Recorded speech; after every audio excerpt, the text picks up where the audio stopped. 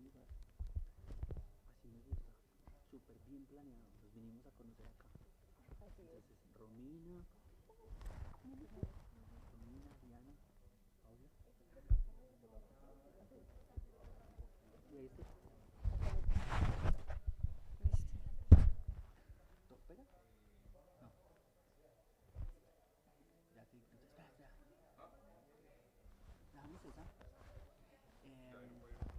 Pero ya no son los 10 minutos iniciales. No, Hombre. sí puedes. Ah, ¿Quieres bueno. traes tu presentación? Sí, pero igual no me demoro ni 10. Pues claro, por ¿Sí? favor. Ah, bueno. Buenísimo. Igual es solo para mostrar Eso, bien. los principios. Entonces, mira, ella tiene presentación, si quieres, ella primero. Y después nosotros, yo tengo mis notas, después nosotros y después conversadito. La idea es recoger de acá lo que más se le pueda proponer a este tema de la regulación de nicotina a partir de la regulación de... Yo me voy a enfocar mucho en alcohol. Ok. Y ustedes en cannabis desde lo que cada una la tiene clara. Y es como darle propuesta a esta regulación. Niños y niñas, precios, producción. Eso. Todo. Es con una diferencia. Y es que esto ya está en el mercado. Y en una legal. ¿Sí? O sea, como la nicotina es legal, pero el dispositivo no.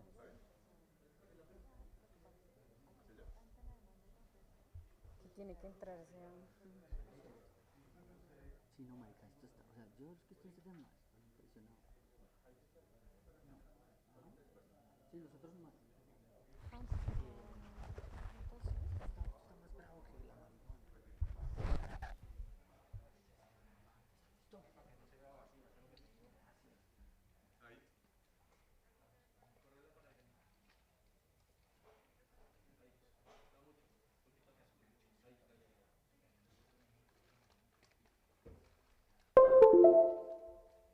¿Ya se fueron los médicos?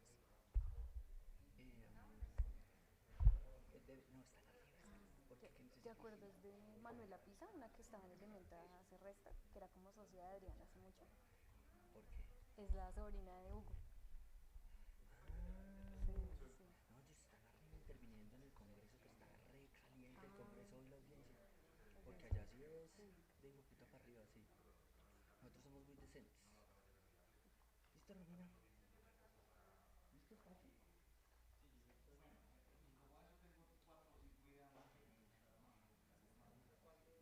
¿Ya? ¿Listo? Dale, Romina.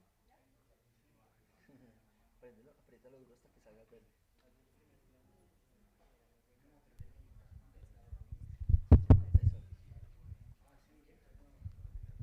Hola, buenos días a todos, todas. Vamos a dar comienzo a esta segunda mesa, este segundo panel del día. Vamos a hablar un poco de las lecciones que nos han dado las respectivas regulaciones, ¿no? O el proceso de intentar también regular de sustancias ilegales a sustancias legales, en este caso los dispositivos electrónicos de nicotina y la reducción de riesgos y daños de nicotina en general. Tenemos un panel de lujo. Vamos a comenzar, les voy a ir presentando a Paula Aguirre. Ella es abogada con más de 5 años de experiencia en derechos humanos, es coordinadora de la oficina de Elementa en Colombia, una organización de derechos humanos que considera que es necesario superar la política prohibicionista y transitar hacia el diseño e implementación de legislación y políticas públicas en materia de producción y consumo de sustancias psicoactivas bajo un enfoque de derecho.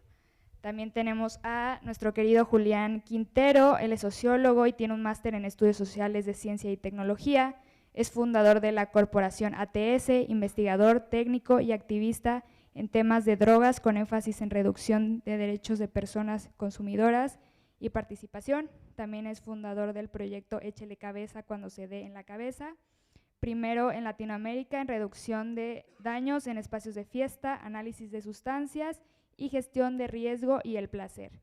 Actualmente es asesor de políticas de drogas para la Secretaría de Salud y Seguridad de la Alcaldía de Bogotá y es redactor de la revista Cáñamo para Colombia. También tenemos a Diana Paola Valenzuela Rodríguez, ella es directora jurídica y socia de Andamida Gardens, empresa colombiana licenciada para el cultivo y transformación del cannabis de uso industrial, científico y medicinal. Se ha desempeñado como investigadora académica para el Instituto de Estudios para el Desarrollo y la Paz, INDEPAZ, Banco Mundial y el Observatorio de Cultivos y Cultivadores Declarados Ilícitos en los ámbitos de empresas y derechos humanos, gobierno, política de drogas y desarrollo rural. Miembro del grupo de la sociedad civil de las sesiones ordinarias de la Comisión Internacional de Drogas, la CND de la ONU en Viena, Austria. Y bueno, pues vamos a dar inicio. Yo quisiera primero, vamos a iniciar con una presentación de Paula y la pregunta con la que me gustaría empezar, también que cada quien tenga 10 minutos para responderla, es la que pues atañe el panel. ¿Qué podemos aprender de esas regulaciones de sustancias ilegales y cómo la podemos aplicar en términos de reducción de riesgos y daños de nicotina? Gracias, Paula. Gracias por la presentación y por la invitación. Es un escenario sumamente importante y además de oportuno a partir de lo que se está discutiendo en este momento en el Congreso de la República. Como contaron en la presentación, yo no soy médica, no soy psicóloga, soy abogada, trabajo en una organización de derechos humanos que tenemos tanto sede en México como Colombia, trabajando el enfoque de la política de drogas desde los derechos humanos y la salud pública, y también intentamos hacer un link, no solamente mirando la política de drogas como un área sola y abandonada, sino también mezclándolo con la verdad, la justicia y la reparación en el escenario en el que estamos atravesando la política tanto colombiana como mexicana. En este escenario, hago esta precisión, es porque el trabajo que hemos realizado desde Elementa está muy enfocado al apoyo que hemos dado tanto en incidencia como en construcción y evaluación de diagnósticos de políticas públicas y procesos legislativos que se han dado de los intentos que se dan desde el Congreso de la República de regular alguna sustancia psicoactiva o materias relacionadas con política de drogas. Esta asesoría o estas revisiones y trabajos y apoyos que hemos realizado nos han dado una mirada y una posibilidad de hacer una evaluación como con una mirada muy detallada de hacia dónde se han ido enfocando, qué se necesita y qué aprendizajes o lecciones se pueden dar a partir de la pregunta que nos plantean en el panel. Entonces, por esto mismo, lo que les voy a contar en este momento está planteado a partir de unos principios que planteamos en conjunto con organizaciones de la sociedad civil.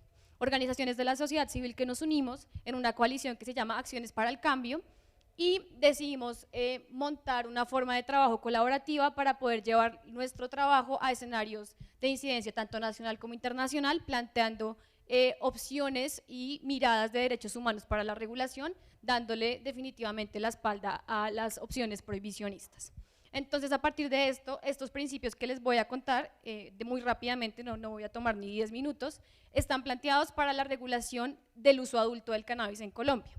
Yo los voy a presentar como los tenemos planteados en la materia, porque no me parece que está descabellado pensarlo también para lo que estamos conversando hoy. Entonces empezamos por el primero, se van a dar cuenta que estos principios están muy relacionados también con lo que se habló en el panel de la mañana, que básicamente es todo lo enfocado a reducción de riesgos y daños y también a enfoque de salud pública. Entonces empezamos por el primer principio, que es la autonomía y la libertad individual. Este principio está planteado y enfocado del reconocimiento de la autonomía como un estándar que se construye no solamente en la ley y en la Constitución como tal, sino también por la Corte Constitucional en su jurisprudencia, ubicando el consumo de sustancias psicoactivas en la esfera del derecho, que es un derecho fundamental de todas y todos los colombianos al libre desarrollo de la personalidad. Esta prerrogativa es una de las garantías constitucionales que está considerada en el texto constitucional como base de un Estado social y democrático de derecho y que además asegura una prerrogativa básica y es el goce de la dignidad humana. Y de esta manera creemos que un modelo de regulación, sea cual sea en este caso, lo planteamos para marihuana como les decía, tiene que construirse reconociendo y garantizando la posibilidad que tienen las personas de tomar decisiones. Definitivamente el prohibicionismo no fue la alternativa y no va a seguir siendo la alternativa, entonces siempre la toma de decisiones va a ser la base para respetar la autonomía y el derecho que tienen las personas al libre desarrollo de la personalidad. Tenemos la evidencia como pilar de la regulación, esto está muy atado a lo que se estuvo conversando durante la mañana y lo que se pide o lo que se esperaría es que una institucionalidad sea diseñada para poner en marcha un modelo que incluya, en este caso se planteó como un comité independiente de personas expertas, pero sabemos que acá también lo están planteando de una forma mucho más concreta y orientada a pensarnos esta mirada y experta, la investigación, que se tenga en cuenta lo que se ha venido desarrollando en la materia, es un montón y de pronto partimos en muchos casos de la ignorancia más y del desconocimiento, pero la literatura está, las investigaciones están, los expertos y las expertas están, y tenemos un montón de posibilidades para poder dotar la regulación de evidencia y para dejar que esta regulación cuente con, como con un enfoque multidisciplinario que contemple la salud pública, la seguridad, la política de drogas, incluso el derecho, la economía, el medio ambiente, entre otras de las disciplinas que deberían tenerse en cuenta. Si bien este no es el caso, también dentro de los principios que planteamos en su momento es el de la criminalización de las personas usuarias.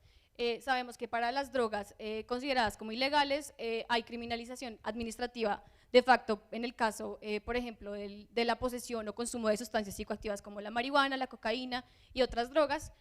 Sabemos que no es el caso del tabaco y de lo que estamos hablando hoy, pero también es un principio que tendría que ser básico de cualquier tipo de regulación de sustancias.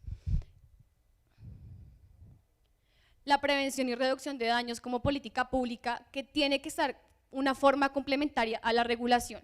Y esto está de la mano de que las estrategias de prevención deben estar diseñadas con información objetiva a través de políticas públicas que permitan la articulación interinstitucional entre tanto entidades de salud como de educación para impulsar medidas pedagógicas frente al cannabis, en este caso de cualquier sustancia, y los efectos que éstas producen.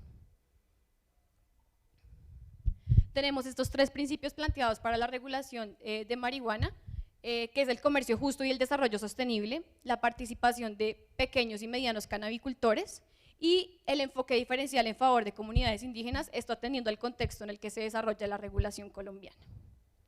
Y por último, el principio que consideramos que debería ser transversal y que tendría que tenerse en cuenta en el marco incluso de la implementación de un acuerdo de paz, y es tener en cuenta las medidas de reparación y no repetición en favor de las víctimas de la guerra contra las drogas. Y creemos que esta regulación y este debate que se está dando actualmente tampoco debería ser ajeno a esta posibilidad, y es atendiendo a este propio contexto, merece que contemplemos medidas de satisfacción y de no repetición de cara a la vulneración de derechos que ha generado el prohibicionismo y la guerra contra las drogas. En el acuerdo de paz tenemos todo un punto desarrollado y enfocado en lo que se llama la solución al problema de las drogas ilícitas.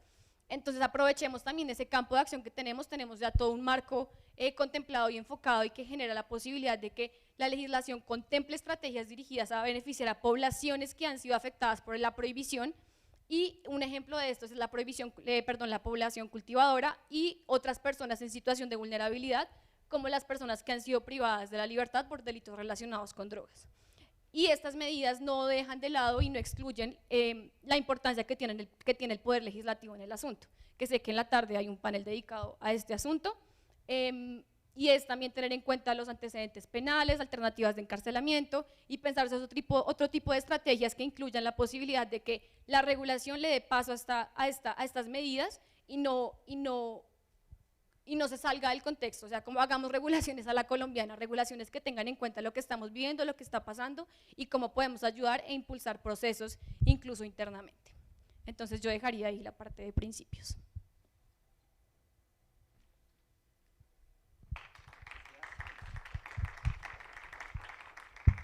Muchas gracias, Paula. Te paso a ti la palabra, Diana.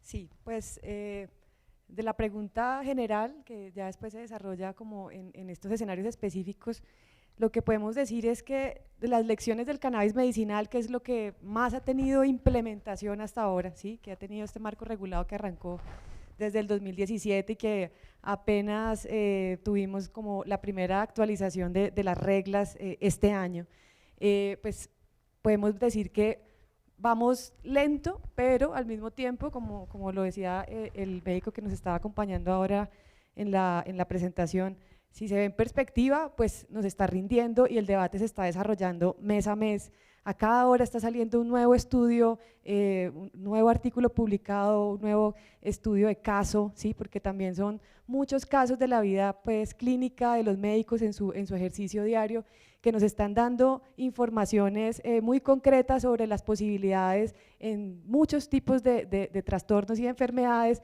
en donde la vaporización, ¿sí? Es una vía de administración pues, mucho más eficiente, ¿sí? En términos de el tiempo en que emplea una vaporización de cannabis por medio de un dispositivo de calentamiento, ¿cierto?, en hacer acción terapéutica comparado con la ingesta oral, que tiene pues muchos más minutos, y entonces en situaciones agudas los médicos podrían echar mano mucho mejor, ¿sí?, para los pacientes de este tipo de vías inhaladas y no de las vías tópicas o de la vía oral, que como digo, pues se gasta mucho más tiempo en hacer los efectos.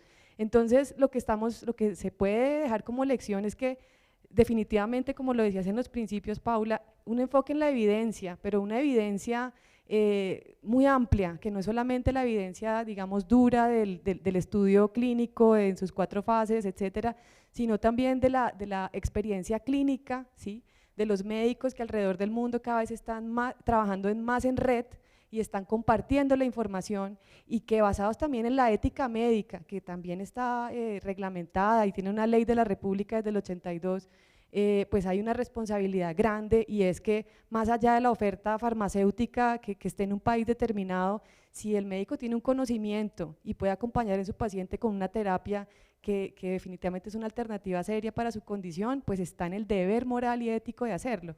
Entonces como que toda esta experiencia en el cannabis medicinal, las barreras que hay respecto de las diferentes vías de administración, todavía aquí en Colombia no estamos viendo claramente cómo los pacientes se van a beneficiar de la flor seca como producto terminado, eso está todavía enredado. Entonces, pues para lo que viene con otras sustancias, ese tipo de restricciones, autorrestricciones, pues tendrán que ser superadas, y yo realmente confío en que está pasando cada vez más rápido. Muchas gracias, Diana. Vamos a pasar con Julián, un poco en el entendido que ATS, ¿no?, tuvo un proyecto para mapear la situación del alcohol. Creo que también hay mucho que aprender de eso, si nos puedes compartir. Bueno, muchas gracias. Gracias por venir. Muchas gracias a las 2 compañeras que, aunque hemos trabajado mucho tiempo, a Romina, por estar en esta conversación. Como que lo que habíamos hablado, la idea de este panel pues era recoger esas experiencias también de otro tipo de regulaciones. Entonces, en este caso, como que me puse un poco la camiseta de la regulación de todo lo que fue el alcohol, que digamos como que estamos, como lo hemos venido advirtiendo, estamos viniendo desde los 2 extremos, ¿no? Desde el extremo de la excesiva legalización del alcohol, yo creo que, y también del cigarrillo. Recordamos muchos pues todo el tema de la venta, el tema de la publicidad, el tema de que no se restringía el consumo, todo ese tipo de cosas, y cómo eso se vino desde el extremo desde la extrema legalización de haberle depositado la producción, venta y consumo al libre mercado, y creo que ahí tuvimos una experiencia que no quisiéramos repetir con el tema del alcohol y pues el cigarrillo, que hoy más claro que nunca todos tenemos esas cifras en la cabeza: 28, 31 mil personas mueren por cigarrillo en Colombia, 8 millones de personas en el mundo, y nadie se inmuta por prohibir. Y ahora que solo nadie se inmuta por prohibir la venta, pero sí nos quieren prohibir a todos el consumo, ¿no? En un marco de legalidad. Vaya de pronto eso y suceda en el marco de las ilegales, que se prohíbe la venta, y bueno, hemos avanzado hasta más porque nos permiten el consumo y el porte. Entonces, creo que en ese sentido, un poco revisando como el tema en Colombia del alcohol, primero me pondría en el lugar de cuando a principios del siglo se empezó a prohibir los licores artesanales, ¿no? La chicha y los licores derivados de maíz o destilados de maíz, pero que se prohibieron muy en la lógica de la salud pública, y todos hemos visto en la historia, y es, en Colombia se le una publicidad muy famosa, y era que a las personas las ponían con orejas de burro, y la publicidad era: tomar chicha te hace burro.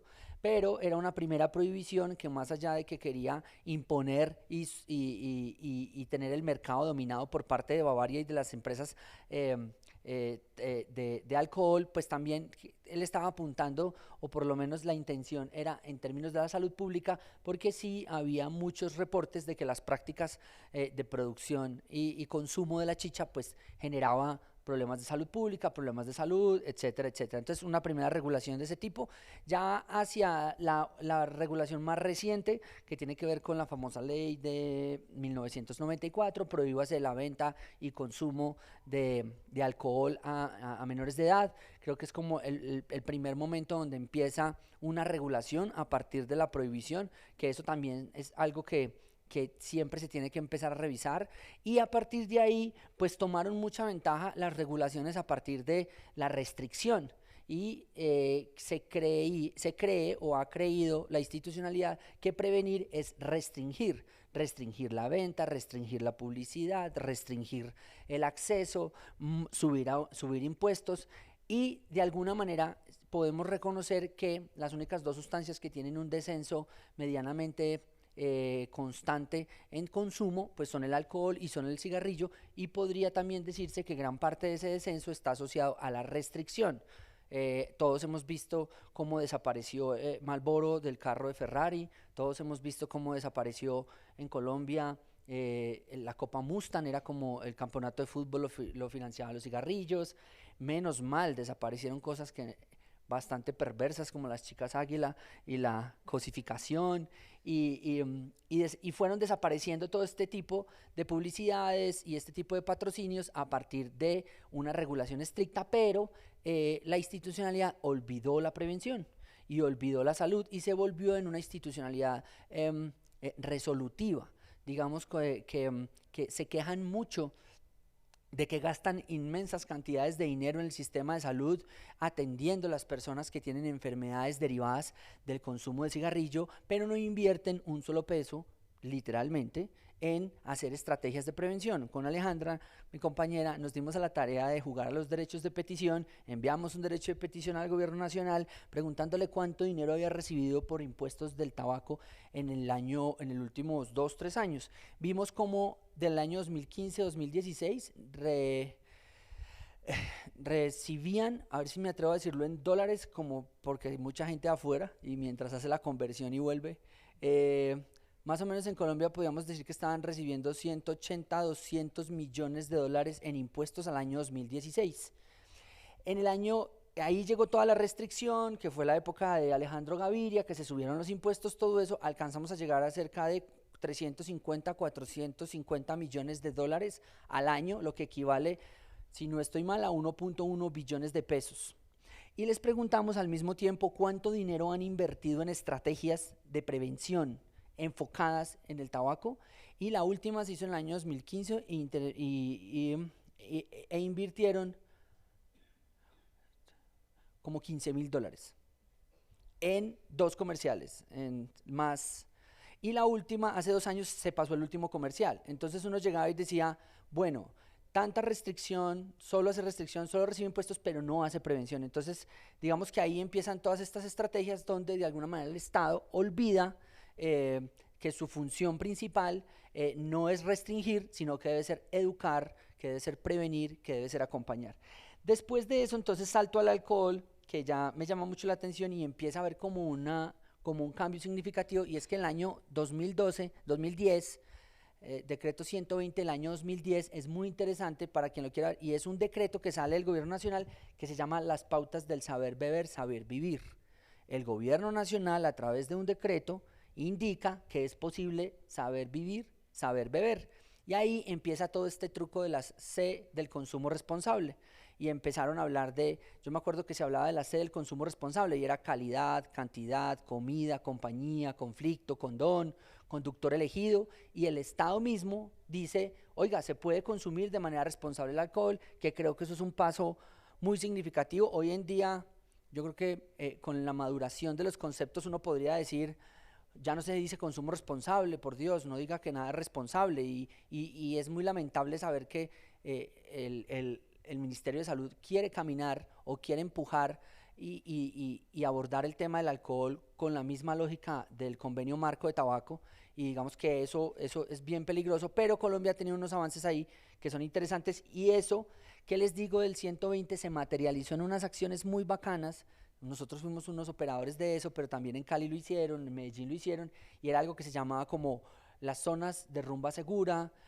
Se llamaba la de acá, la de Cali se llamó si te vas de rumba no, si voy de rumba no me derrumbo, de Medellín tuvo otro nombre, y era muy interesante porque eran estrategias integrales donde a partir de la implementación de estos decretos y a partir de la política pública, pues se iba directamente a los escenarios de consumo, a reducir los riesgos, a mitigar y a consumir responsablemente. Entonces eran, por ejemplo, se formaba a todos los dispensadores de bares, que ayer estábamos nomás hablando con Carmen, y que definitivamente algo que tiene que venir cuando empiece todo esto de la regulación, y es que las personas que vendan dispositivos electrónicos pues deberán tener una formación básica en salud pública, en acompañamiento, en orientación en salud, que una persona pueda llegar a comprar un dispositivo y decir, yo quiero dejar de fumar. Mira, tienes la opción de los dispositivos, pero también tienes una ruta de entrada si quieres algo más especializado, que creo que eso es algo súper interesante, y nosotros lo teníamos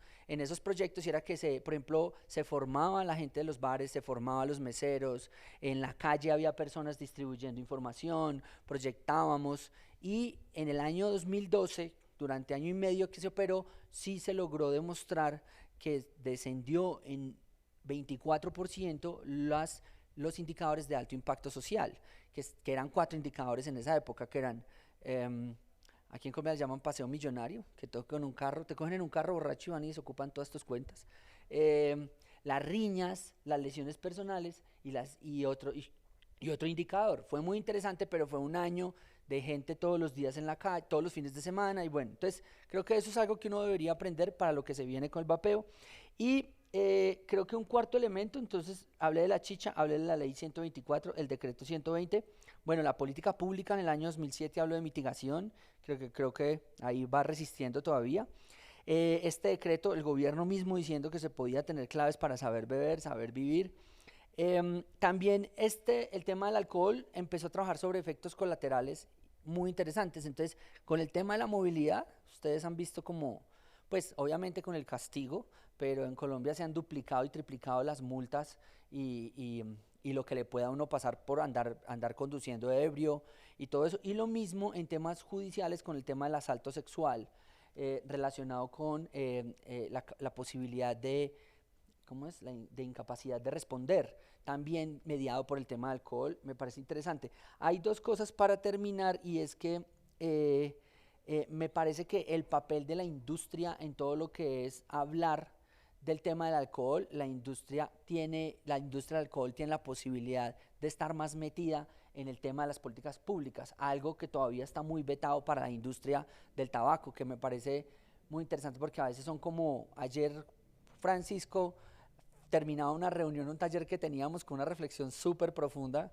y era que pues a la final, por encima de toda esta lucha, pues hay dos grandes industrias peleando, y es la industria de los que venden los tabacos y la nicotina, y la industria de los que venden los medicamentos y las farmacias para curarnos de lo que vende el otro, y son dos monstruos gigantes, y me parece que deberían tener una actuación más directa, como más en la mesa, en este debate, como ya por lo menos en el tema del alcohol ya lo pudo tener.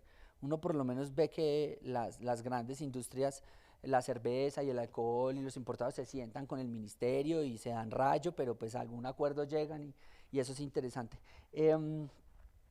Y ya, la sexta no la entendí, pero eso es lo que quería un poco como dar una impresión frente a lo que ha sido los aprendizajes de la regulación del tema del alcohol en Colombia. Muchísimas gracias, Julián. Sí, es muy interesante el tema del alcohol, y es como un espejo para ver qué queremos en las demás regulaciones, al ser como la sustancia psicoactiva más normalizada, ¿no? Junto al café, que no tiene esta narrativa abstencionista atrás de él, sino más bien es saber beber, saber vivir, no tomes y manejes, ¿no? Lo que no sucede con otras sustancias, y ojalá podamos movernos en esa dirección. Y Paula, me gustaría preguntarte, aprovechando que trabajas en Elementa, una organización que está en México también y en Colombia, que trabajan pues en esta sinergia tan interesante, ¿qué se puede retomar del proceso de regulación en México, ¿no? Que vemos que está como muy estancado, sin embargo es algo que ha avanzado, y también de Colombia, ¿no? ¿Cuáles son sus similitudes? ¿Qué podemos aprender de, pues, de todo este tema de los dispositivos? ¿Qué le puede aprender a los procesos de regulación de cannabis en México y Colombia?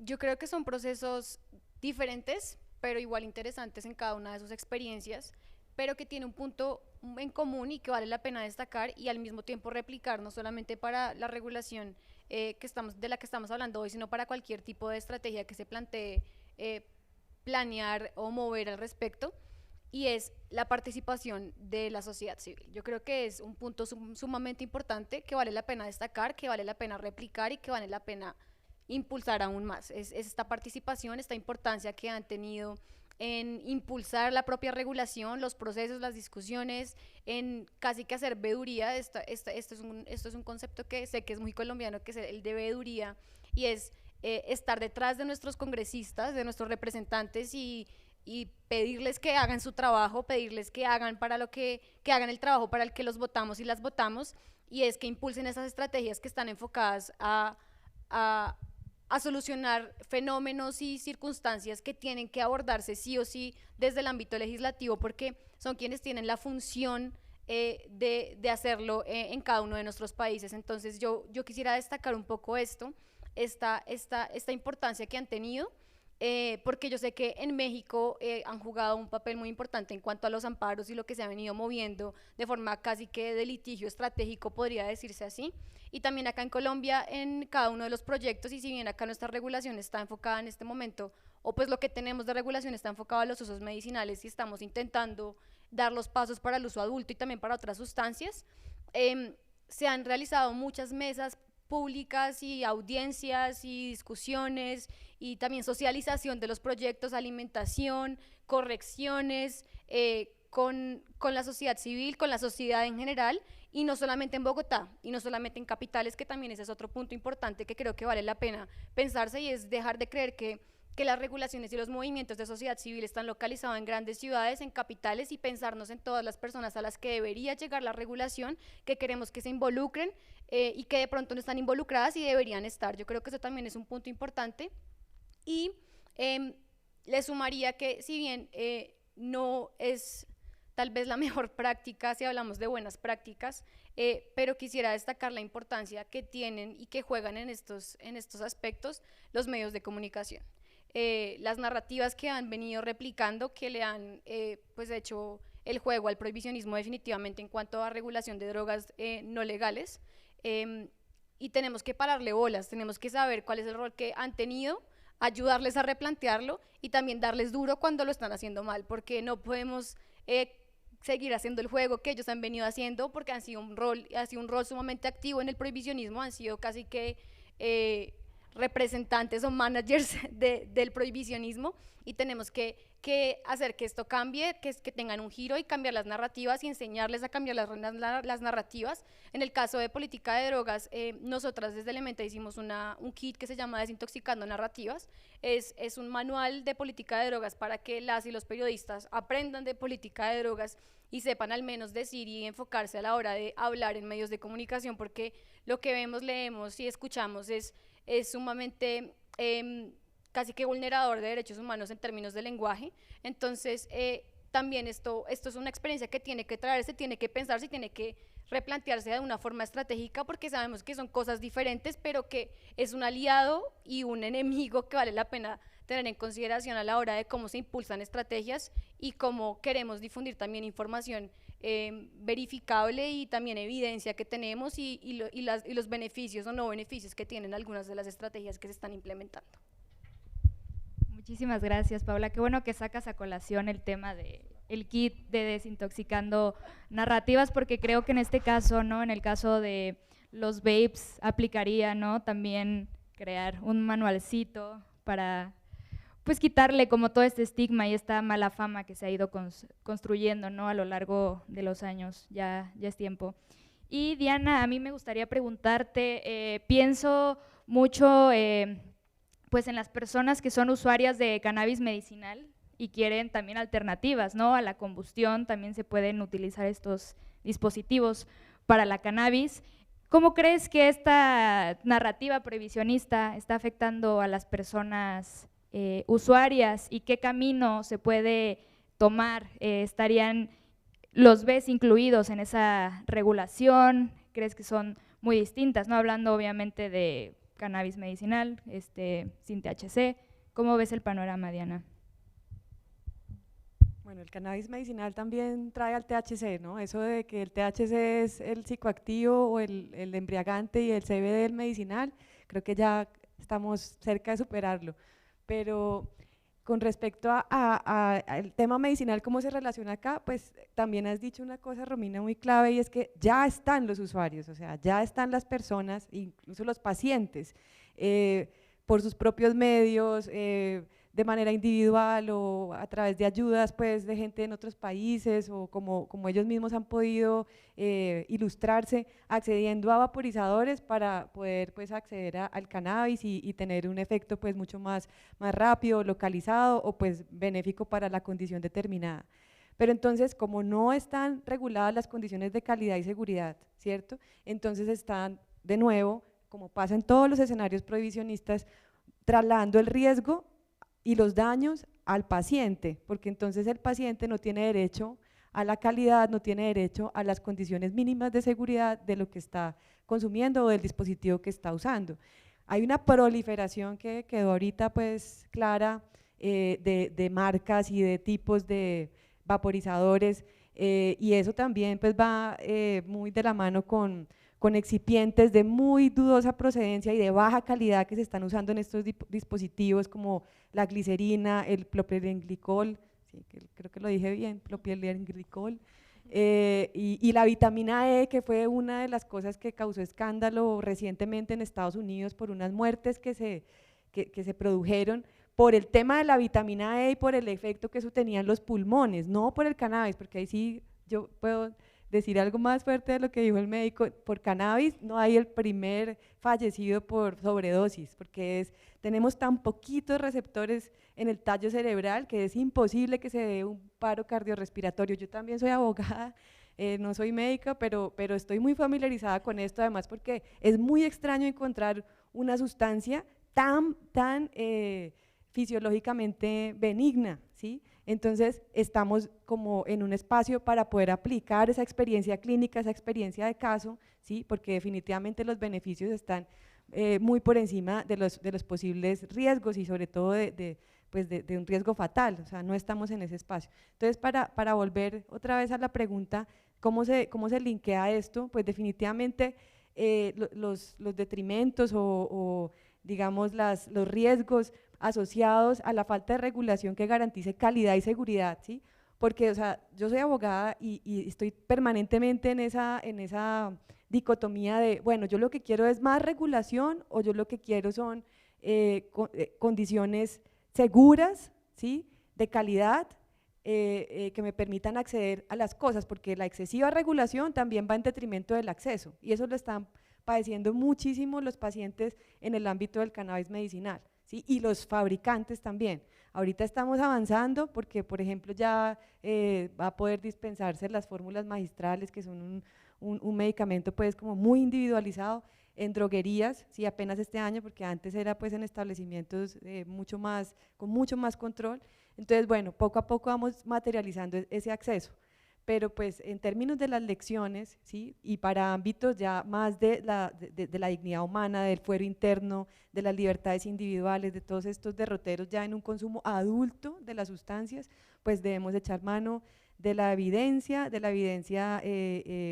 clínica, también del derecho comparado, ¿sí? Y no estar acá pues como pensando que si ponemos las reglas más duras, entonces somos más sofisticados y precisamente lo que está pasando es que cuando dificultamos o cuando ponemos controles desproporcionados, lo que estamos es negándonos al desarrollo en detrimento de la competitividad incluso con otros países que sí, digamos, apoyan más y financian más, porque ese es otro tema muy claro, ¿sí? La financiación para la investigación, aquí se está pensando desde la propia empresa privada y eso está bien complicado porque pues las empresas privadas tienen y tenemos, ¿sí?, unos derroteros pues específicos y la función social de la investigación está en cargo del Estado, obviamente pues en alianza, pero no se puede trasladar de esa manera.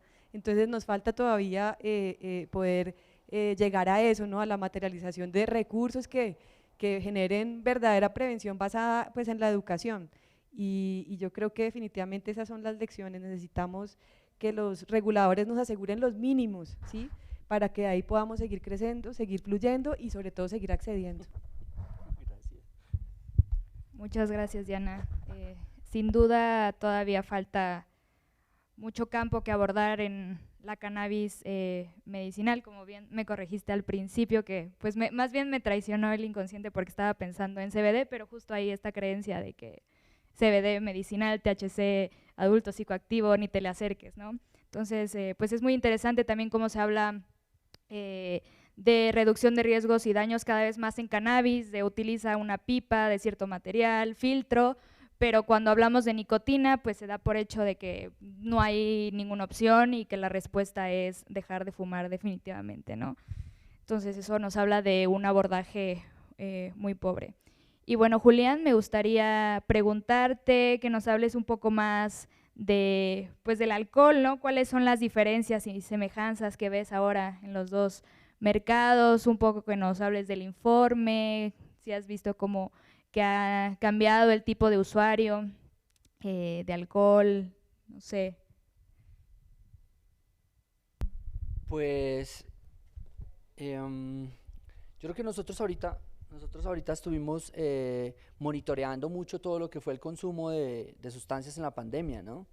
Y eso nos permitió como también proyectar esto que se venía, y yo creo que quienes siguen las redes sociales ahí de Échele Cabeza, está muy claro como lo que iba a pasar. Hubo una cosa que observamos, digamos, por ejemplo, frente al alcohol, fue que en términos generales, por lo menos el público o la gente con la que trabajamos es gente que dejó de consumir, en términos generales, porque el consumo de alcohol es una sustancia de socialización, y es una sustancia, digamos, que claramente desinhibe, es una sustancia que tiene una función social en la vida, y esa sustancia, pues, al cerrarse todos los sitios nocturnos, los espacios de socialización, pues se redujo mucho, se redujo, por lo menos entre cruzando información de diferentes encuestas, casi podría uno decir que se redujo en un 50%, pero también un porcentaje importante se fue a las casas, ¿no? Se fue al tema de las familias y se fue a las casas, al consumo en los hogares, y en los hogares, pues, creemos que ahí es algo que tenemos que tener pendiente para la próxima pandemia, y es que tanto el cigarro como el alcohol, pues ayer nomás lo decía también nuestra amiga Carolina, y era el tema del aprendizaje por imitación, ¿no? Y era como, sí está claro que creemos nosotros, y creo que en eso con los amigos del vapeo y de la reducción de daño, hemos estado todos muy de acuerdo en que hay que proteger al máximo a los menores de edad, por lo menos en esa fase en la que están en el aprendizaje por imitación, ¿no? Que los consumos no se presenten en contextos donde ellos están, siempre que, por lo menos si es en casa, pues fumar, vaporizar en un lado, los niños en otro. Si es en fiestas donde llegan todos los primos, pues la rumba para los primos está en un lado, la rumba para los mayores en otro. Esto en las primeras fases de la vida, que creo que es importante dejarlo claro, y ya, digamos, preadolescencias, adolescencias y esas etapas, creo que ya viene todo el papel y toda la tarea de dar información objetiva, clara, para la toma de decisiones responsables. Nosotros hace poco también, no sé, pues como que hemos planteado que el tema del consumo de sustancias, pues en la medida en que se pueda observar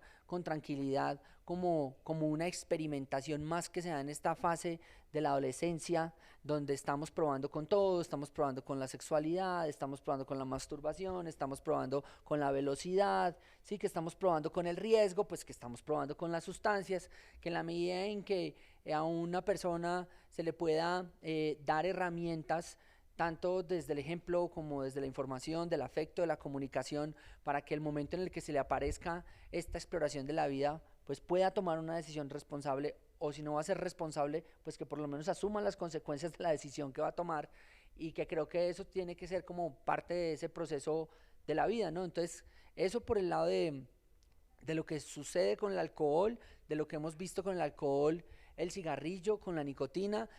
Hay algo que, por ejemplo, es bastante interesante en este debate. Ahorita, yo no sé si saben, estamos justo paralelo con un debate en el Congreso de la República sobre el tema del proyecto de ley de regulación de nicotina, y si uno nota unas diferencias, por lo menos en un debate desde la reducción del daño, es un debate muy desde la evidencia, es un debate muy desde el futuro, de las alternativas, y a veces de pronto no nota uno mismo, no nota uno la misma solidez en los argumentos de quienes no les parece que se deba avanzar en este tipo de enfoque porque son lugares comunes, porque son datos sin evidencia, y eso creo que hay algo que sí puede demostrar la reducción del riesgo y el daño, es que la reducción del riesgo y el daño hace mucho tiempo se puso en la tarea de demostrar que sus acciones sí podían salvar vidas.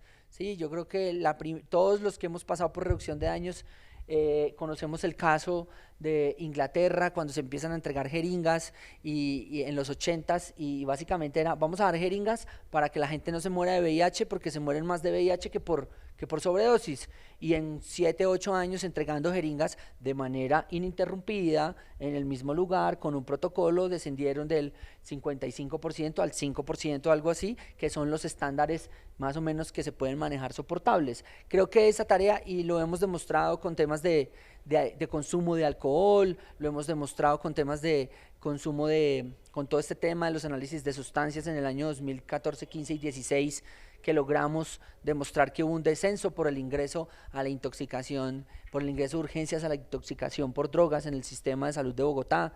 Creo que esa es una tarea, y creo que la reducción de daño lo tiene, y creo que en este es un aprendizaje que debe ser bien importante, y es empezar a hablar. Yo, para cerrar esa parte, no, digamos como que hay una cosa que, ¿cómo lo dice uno? Que sea joven no quiere decir que sea progresista ni liberal, ¿sí?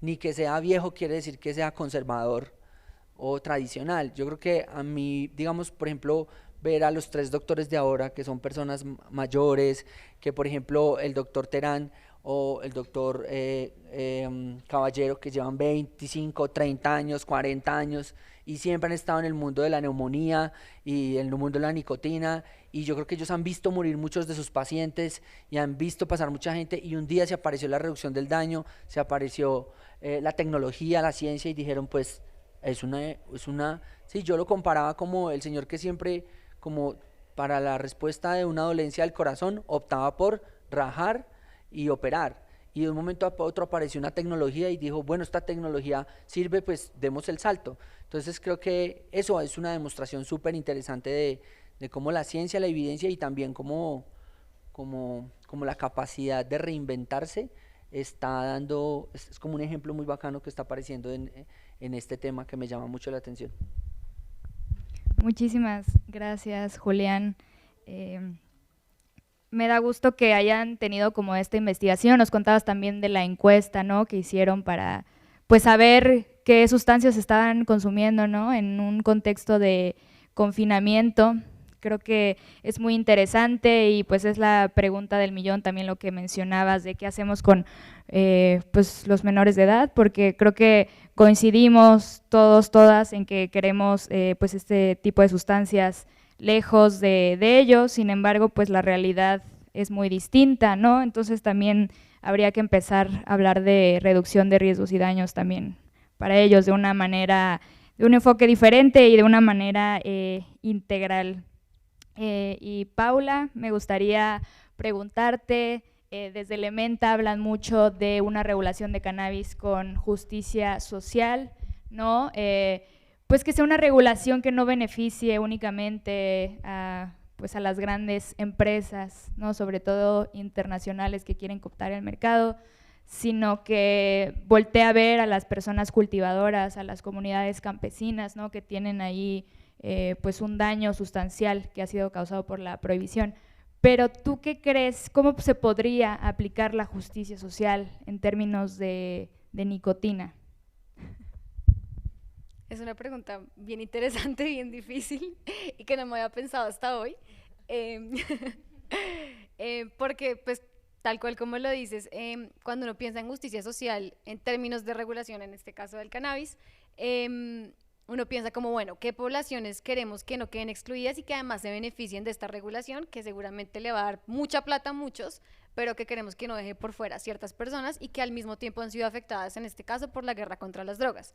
Y nos pensamos a estas poblaciones que yo contaba ahorita cuando hablaba de las medidas de reparación y garantías de no repetición para víctimas de la guerra contra las drogas, que son personas cultivadoras, personas que han sido encarceladas por posesión, mujeres en su mayoría que están en cárceles debido a esto, las mal llamadas mulas también. Entonces tenemos un montón de actores que tal vez se nos facilita visibilizar más en términos de justicia social y de cómo podemos pensarnos medidas tanto desde lo legislativo y como de la política pública que podríamos implementar. Todo esto lo dije para ganar tiempo, para pensar, pero sí, también para que ustedes complementen ahorita. Pero se me ocurre también que, también a partir de lo que hablaban ahorita los tres médicos, tenemos una visibilidad muy clara de los impactos y el asunto central en este campo, y es la salud pública y el impacto que ha generado en la salud pública, y esto que ahorita nos contaba en cifras Julián, también de cuánto se ha destinado para campañas de prevención, y creo que tenemos un nicho grandísimo de estos actores y espacios en donde podríamos destinar las oportunidades que nos generaría la regulación para poder beneficiar ciertos campos y ciertas áreas que en este momento están completamente descuidadas ante pues como la inactividad y la incapacidad de regular, y que esperamos que esta sea la oportunidad de hacerlo. Pero entonces tenemos el campo de la salud pública. Ahorita el doctor Hugo creo que nos contaba, y puede que lo esté diciendo mal, pero que muere una persona como por tabaquismo o por enfermedades asociadas al tabaquismo, como una por cada 0,5 segundos, que me pareció algo pues sumamente impactante en términos como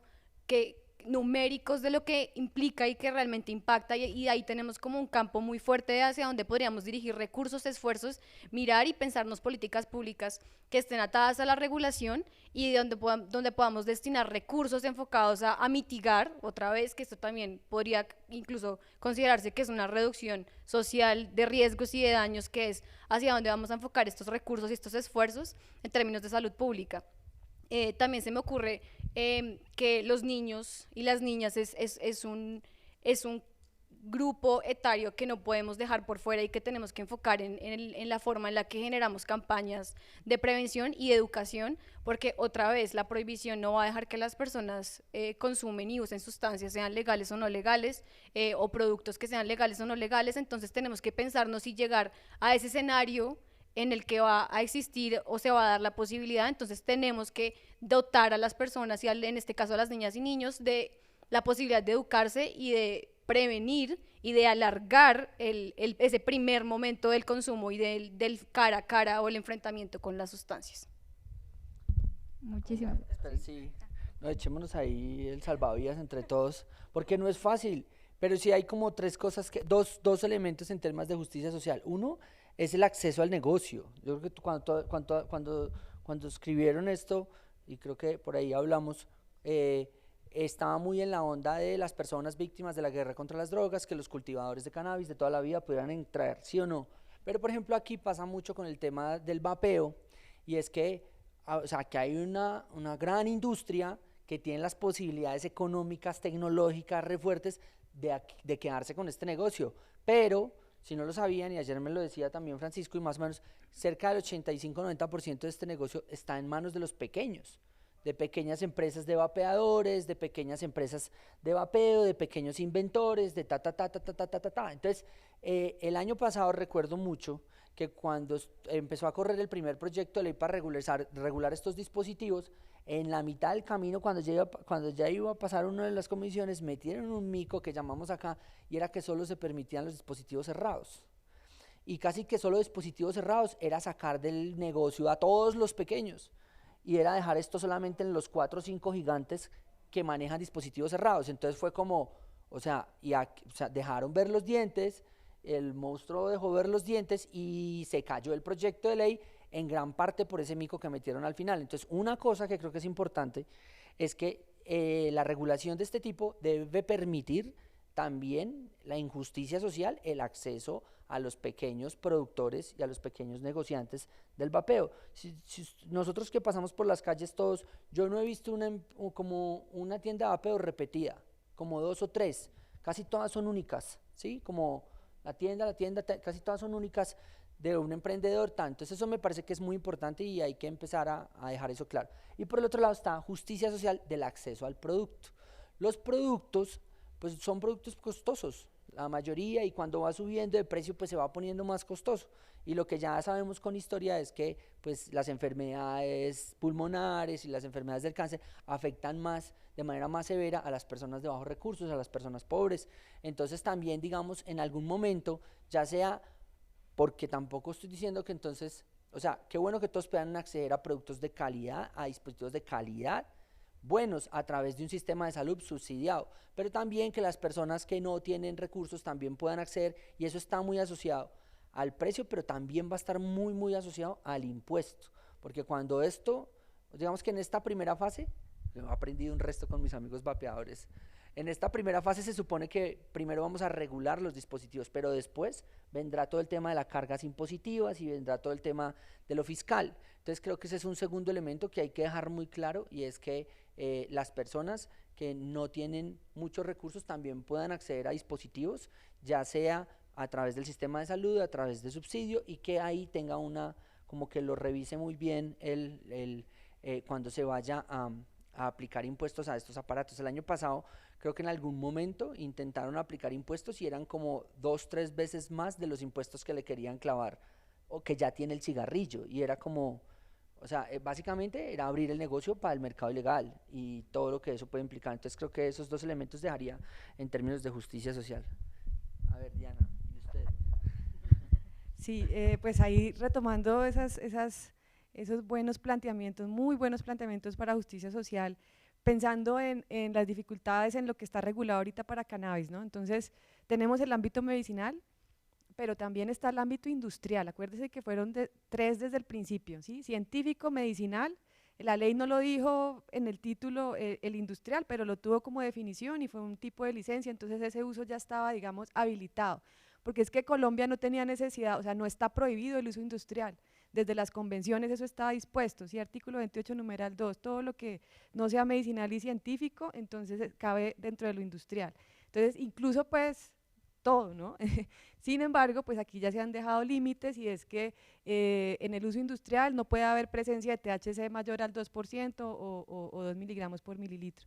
Entonces, ¿qué pasa? Para el tema de los productores pequeños y medianos, yo por ejemplo, nuestra empresa, nosotros nos consideramos pequeños y medianos, pero pues no lo somos por un tecnicismo pues sí, jurídico, y es que los pequeños y medianos tienen que ser personas naturales, no pueden ser personas jurídicas, y eso es bien complicado, porque imagínense las personas naturales para acceder a financiación o inversión o líneas de crédito, lo que sea, es mucho más complicado.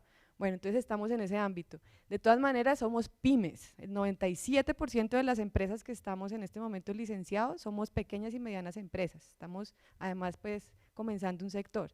Pero para ir al tema de justicia social y de los productores, en el ámbito farmacéutico medicinal es muy difícil por los altísimos estándares de producción y las regulaciones para los productos terminados, amén del estigma que hay pues también tanto nacionalmente como en el mercado mundial, aunque poco a poco cada mes un país se alista en su regulación. Entonces, al principio, como los medios de comunicación también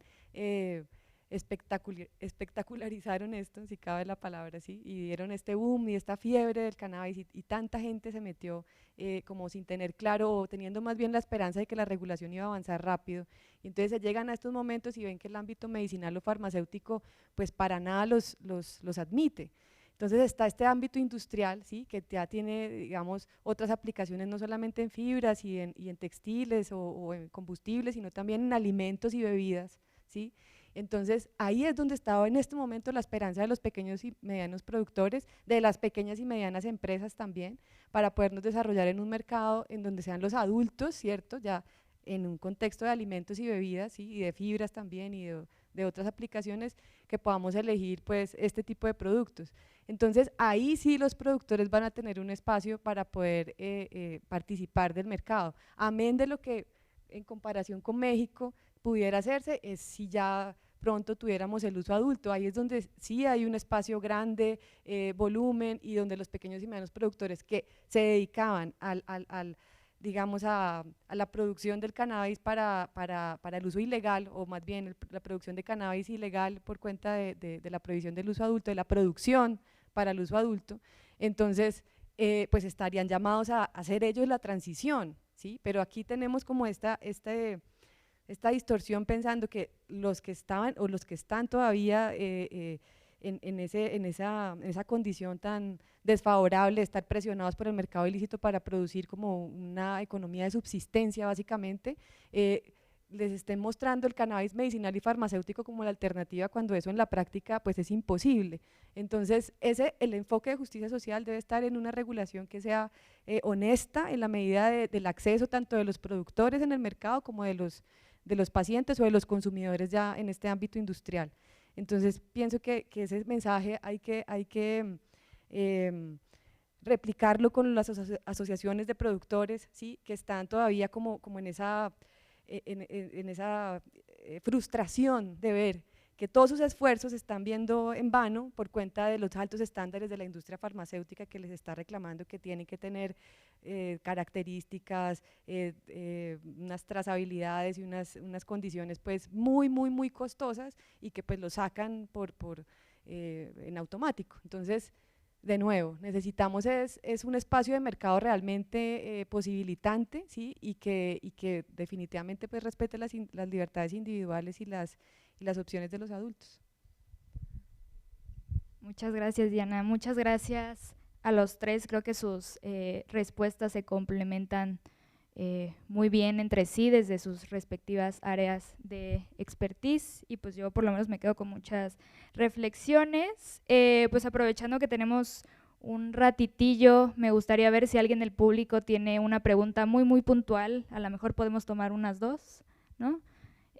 Sí, Carmen, te paso.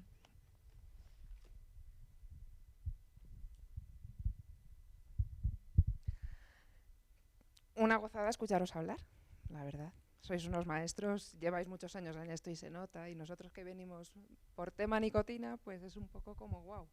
Esto ya funcionaba muy potentemente mucho antes de que a nosotros nos llegara el vapeo, ¿no?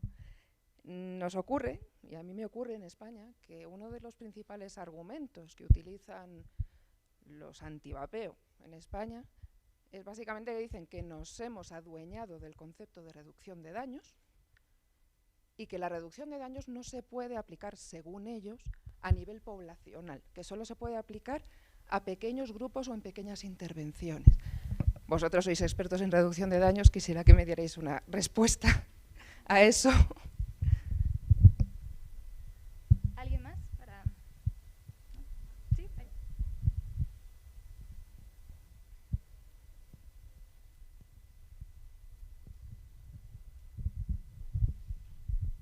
Hola, gracias pues por lo que han dicho. Me quedaba pues en el tema del cannabis una pregunta específica, y es cómo se combatiría en la regulación de uso adulto el tema del microtráfico.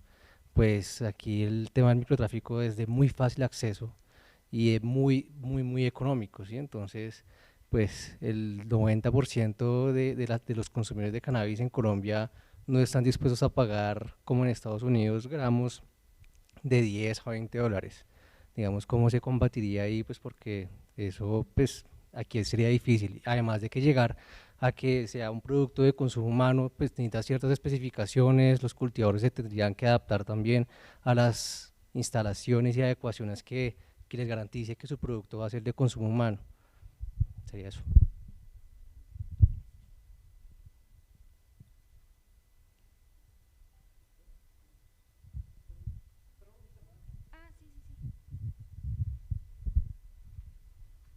Bueno, primero estuvo súper chévere todos. Me encantó que hayan incluido el tema de la justicia social, Romina, y sobre ahí quisiera como plantearles una pregunta. Si bien los impuestos a la final, las cargas de esas las terminamos pagando los usuarios, porque lo que hacen las empresas es que nos trasladan esos costos, y ahí las empresas que están ganando muchos millones, ellos deberían que tener alguna especie de, no sé, una responsabilidad social. ¿Ustedes cómo verían como una política de que se implemente algún impuesto direccionado a las impuestas sobre sus ganancias, por ejemplo, y que ese dinero sea totalmente dirigido hacia campañas de reducción de riesgos y daños?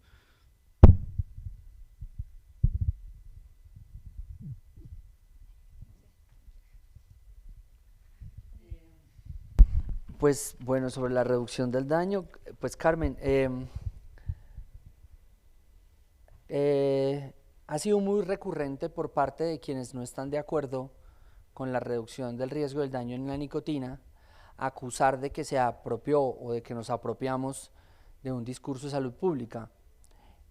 Sí, ¿y qué? Es como las políticas públicas son para ser apropiadas por todos los actores de la sociedad. Y de alguna manera, cuando de pronto la industria, hace pocos años, digamos, a nosotros, digamos como que para nosotros sí hemos sentido que en este lenguaje que es tan acusatorio, no nos hemos sentido tan atacados como a veces como ustedes, porque nosotros venimos con 13, 14, 15 años hablando de reducción de daños, escribiendo la política de reducción de daños, y simplemente ahorita apareció una sustancia nueva, ¿sí? Lo hemos hecho con alcohol, lo hemos hecho con sexualidad, lo hemos hecho con otro tipo de cosas. Entonces, creo que eso marcó una diferencia. Entonces, lo primero es que sí, y sí nos estamos apropiando, bueno, digamos, y los colegas que ahorita lo están haciendo, pero también una segunda cosa que dijo Claudio Vidal, que lo conocemos, nuestro amigo de Energy Control, cuando lo entrevistamos en un live, y me decía, pues la industria y a veces como los usuarios terminaron apropiándose del lenguaje por el temor que tuvo la salud pública del Estado de implementar este enfoque de política pública en esta sustancia, simplemente porque la vetó. Entonces también el segundo elemento es fruto y es resultado de su abandono, su miedo y también su bloqueo por un enfoque prohibicionista y de cesación para implementarlo. Entonces ahí es como que el segundo elemento es eso, y es, ellos lo hicieron porque usted se durmió. Y como ciudadanos y como actores de la sociedad, tienen todo el derecho a hacerlo. Entonces, que usted lo acuse, que usted diga para qué es, pues eso ya es moral. Pero como un actor de la sociedad puede apropiarse de una política pública. Y eso creo que es lo segundo ahí en términos de reducción. Y lo tercero, en términos de lo colectivo, pues es que yo creo que en el tema de reducción de riesgo y daño hay un montón de comportamientos complementarios, ¿sí? No solamente es, por ejemplo, en el caso, digamos, de sustancias como el alcohol es de las sustancias que menos, bueno, no, en volumen, en cantidad sí, pero en términos de porcentaje muy poco, pues causa lesiones o daños por su consumo, ¿sí?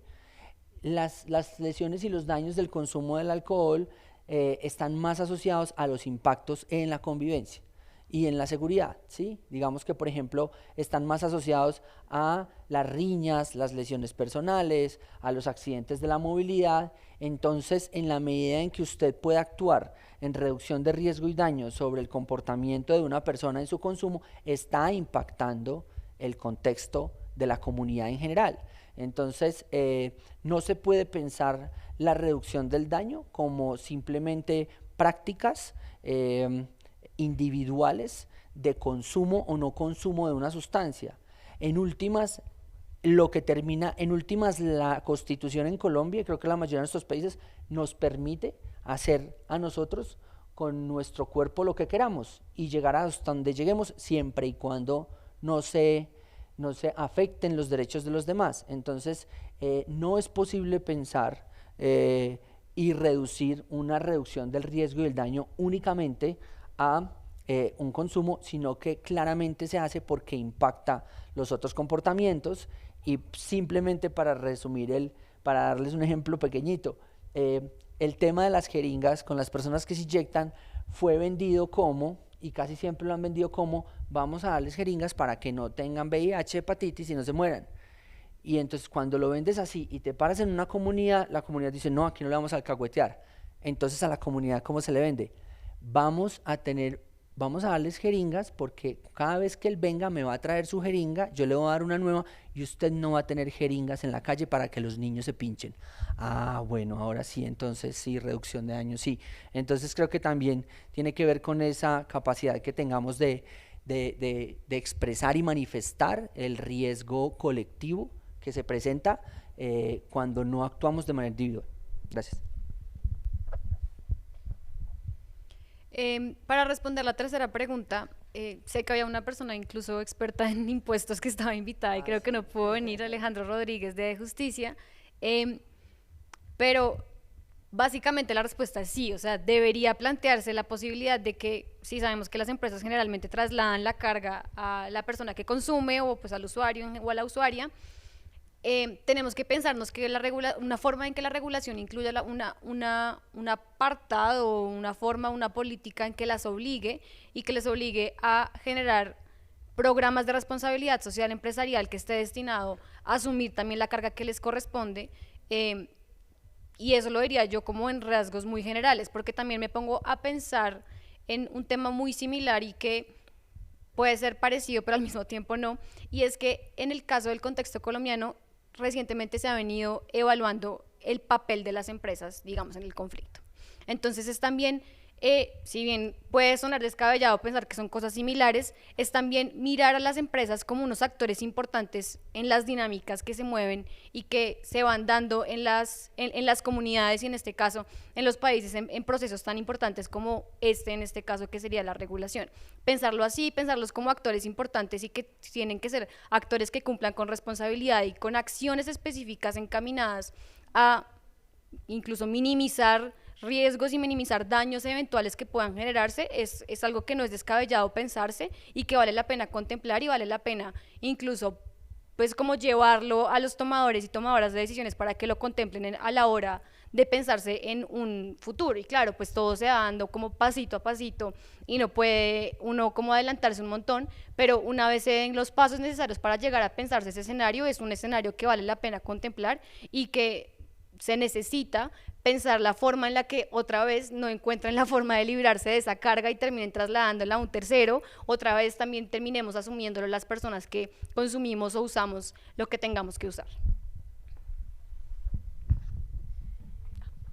Bueno, pues yo voy a responder para varias, y es que, pues por un lado el tema de cuáles pueden ser unas medidas alternativas a la carga impositiva que se traslada, pues en el trabajo que yo he hecho de empresas y derechos humanos, donde he acompañado como poblaciones también que han negociado con empresas que han estado en su territorio, negociado pues desplazamientos, cosas fuertes de comunidades enteras, nunca funcionaba cuando era un programa de responsabilidad empresarial el que estaba ahí en una tónica asistencialista de indemnización con esas comunidades y de reparación de los daños que estaba sufriendo por cuenta de la expansión industrial de determinada empresa. Sí, en específico me acuerdo cuando estuve con Cerrejón y las comunidades indígenas Guayú por Tamaquito, pero cuando sí funcionaba era cuando se establecían relaciones de negocio, ¿sí?,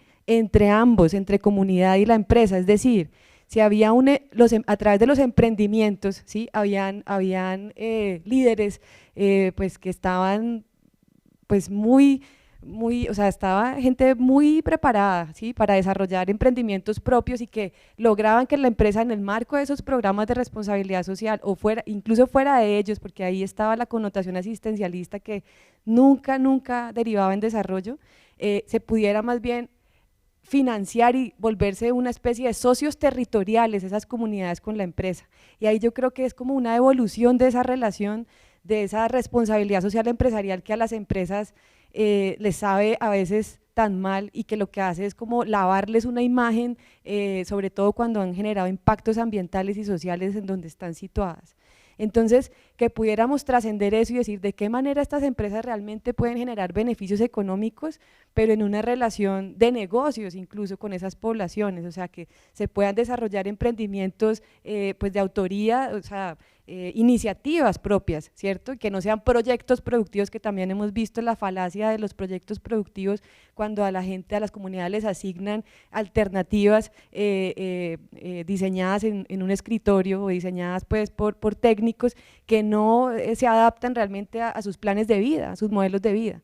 Entonces yo pienso que eso puede ser una alternativa y lo estamos viviendo ahora en el cannabis, a propósito del capítulo de pequeños y medianos productores y cómo esos pequeños y medianos productores se ven beneficiados no por vía de impuestos, porque todavía no se ha llegado allá, sino por el tema de la transferencia tecnológica, la transferencia de conocimientos y la obligación de comprar el 10% del cannabis, ¿sí?, al pequeño y mediano productor. Si yo tengo una orden de compra determinada, yo tengo que comprarle el 10% de eso a un pequeño y mediano productor, entonces eso estimula las alianzas productivas y pienso que eso es mucho más exitoso porque es beneficio mutuo, ¿sí?